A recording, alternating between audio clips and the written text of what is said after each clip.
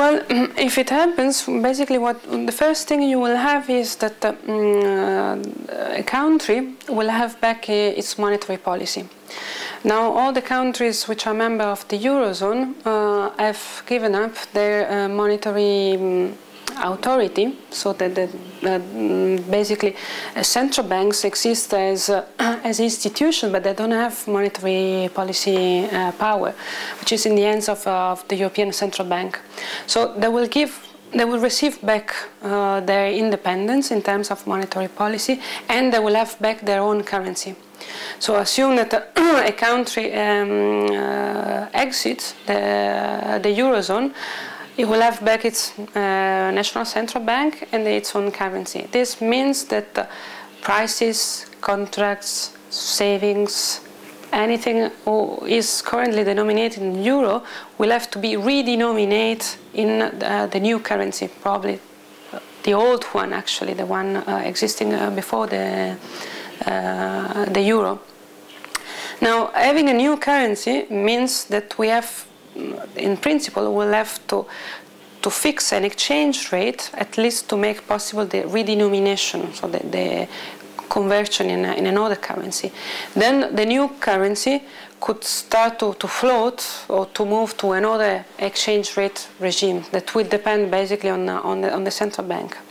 Now, if the country that exits is a country who has a problem with competitiveness, so as a country in which basically is now in difficulties, what we would expect is that this new currency will have a much lower value than the euro today. And actually, this could help the economy of this country to recover, because basically countries with low competitiveness, they need to devaluate. So if you belong to a monetary union, nominal devaluation cannot happen. So there is need for what is technically called internal devaluation, which means that basically wages and prices have to go down. So if a country exits, actually has the possibility to devaluate nominally, which is less costly for individuals than real devaluation. But of course, the purchasing power of the citizen of this country will be much lower. So when they go around in Europe, in the world, they travel, or they want to buy goods which are made in different countries, will have to pay a much higher price. So that there is a sort of trade-off, that there may be some benefits coming from devaluation, but also extra cost.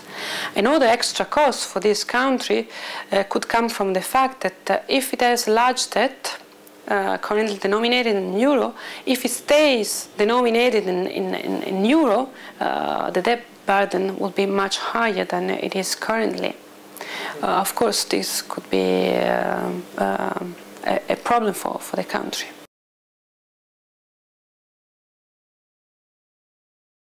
European leaders, if they think this is just some country's problem, and they don't understand there is a global attack, speculative attack on euro, the things may go worse.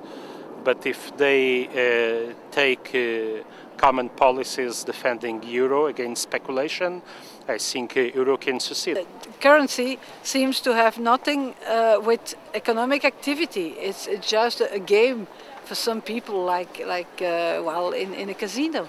That's really a problem, because after all, money is there to show about labor and things you make, and so. And it will put a lot of people in poverty, even if they are producing and working well. So that's not fair. I'm not so optimistic about it. So I think the crisis something probably will explode somewhere. Starting in Tunisia, starting in Egypt, problems in Greece. You feel here you have the mobilization in Belgium, even because we don't have a government. So I don't see it as a very optimistic time for us. I mean, that's okay.